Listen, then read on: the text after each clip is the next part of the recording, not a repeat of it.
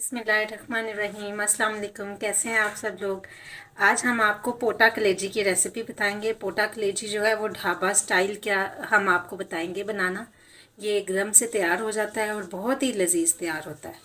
तो इसके लिए हमने 1 पाव के बराबर जो है वो पोटा लिया है और कलेजी, ये दोनों अच्छा, इसके अंदर जो है वो दिल भी हैं और ये पोटा है, कलेजी है और इसके अंदर जो है वो दिल भी हैं। इनको हमने धो लिया है और अब हमने इसको रफली सा धोया है और फिर इसके लिए इसके अंदर जो हमक सी होती है उसको ख़त्म करने के लिए हमने ये लहसुन, इसको मैंने छिलकों समेत कुंडी के अंदर चॉप किया है। हल्का हल्का सा कुटना है, ज़्यादा नहीं कुटना। और ये सूखा धनिया है, साबुत धनिया, इसको हमने पैन के अंदर डाल लेना है,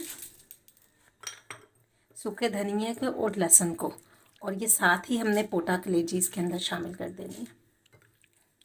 और फिर हमने क्या करना है, इसको बगैर पानी डाले, बगैर नमक डाले, बगैर पानी डाले हमने इसको चूल्हे पे चलाना है।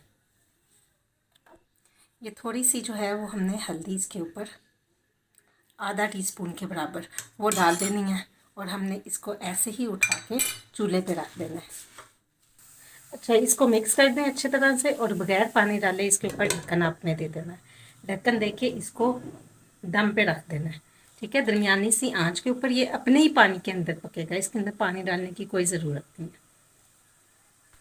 अब ये देखें, इसके साथ ही हमने क्या करना है, ये मेरे पास 2 दरमियाने साइज़ के टमाटर थे, इस साइज़ में ये 2 मैंने टमाटर जो है वो दरमियान से 2 टुकड़े कर लिए हैं, वो डाल देने हैं पैन के अंदर। एक दरमियाने साइज़ का प्याज, ये अदरक का टुकड़ा, एक अदरक का टुकड़ा छोटा सा, ये प्याज शामिल कर देंगे।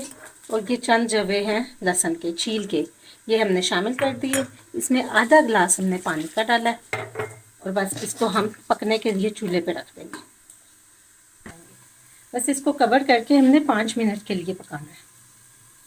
ये देखें, ये 5 मिनट हो गए हैं। इसका जो छिलका था वो मैंने उतार दिया सारे टमाटरों के ऊपर से। अब ये नरम हो गए हैं। अब हम इसको क्या करेंगे, पानी समेत ग्राइंडर में डालेंगे और ग्राइंड कर लेंगे, ठीक है। अब इसको जो है वो हमारा इसको भी 5 मिनट हो गए हैं। अब हम ये उठाएंगे और इसके अंदर आप देखें पानी जो है वो अलग सा हो गया है। अब इस पानी को हमने गिरा देना है और इसको अच्छे से हमने धो लेना है गर्म पानी के साथ। जी, ये हमारा जो उबला हुआ पानी जो था वो मैंने गिरा दिया। अब यहाँ पे मैंने पोटे अलग कर लिए हैं क्योंकि पोटे जो है वो ज़्यादा सख्त होते हैं। और जो कलेजी है वो मैंने अलग कर लिया। ये कलेजी है, सारी कलेजी और दिल अलग कर लेना है। पोटे जो हैं वो हम पहले पकाएंगे। इनको हमने क्या करना है, इनको हमने काट लेना है, कटिंग कर लेना है इनको। ये देखें, पोटा जो है वो मैंने इस तरह से छोटा छोटा सा कटिंग कर लिया, ठीक है। अब इसके अंदर जो मैंने मसाला चॉप किया था, प्याज, टमाटर, लहसुन, अदरक, उसको मैं साथ में इसके शामिल कर दूंगी। आंच को आपने मीडियम हाई के ऊपर रखना है।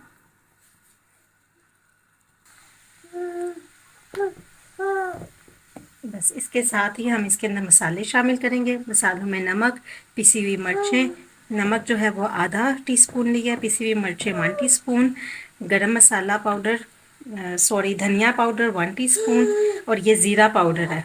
ये भून के इसको दादर सा कूट लिया है, तो ये 1 टीस्पून, ये सब चीज़ें हमने इसके अंदर शामिल कर देनी है। बस अब इसको मीडियम लो पे करना है और इसको 10 मिनट के लिए पकने देना है। मिलते हैं 10 मिनट के बाद। अच्छा, हमारे जो हैं वो 5 मिनट हो गए हैं यहाँ पे, 10 मिनट हो गए हैं। तो अब हमने क्या करना, इसके अंदर ना हमने ये देखिए हमारा पानी भी बिल्कुल खुश्क हो गया। तो हमने इसके अंदर 2 चम्मच योगर्ट है, ये शामिल कर देंगे।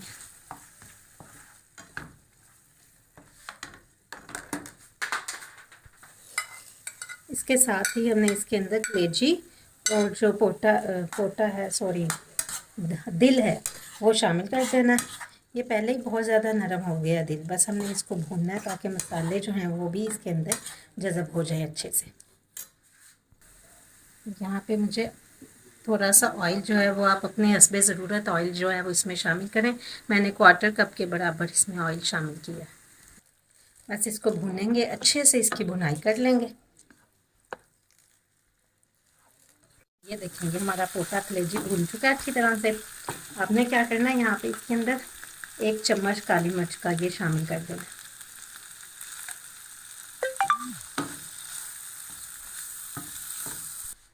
लीजिए ये हमारा पोटा कलेजी तैयार है।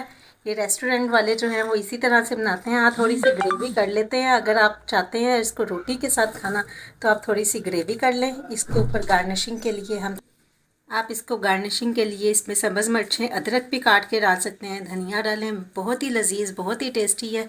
इसको ज़रूर ट्राई करें और उम्मीद है मेरी रेसिपी आपको पसंद आई होगी। देखने का बहुत शुक्रिया। Thank you.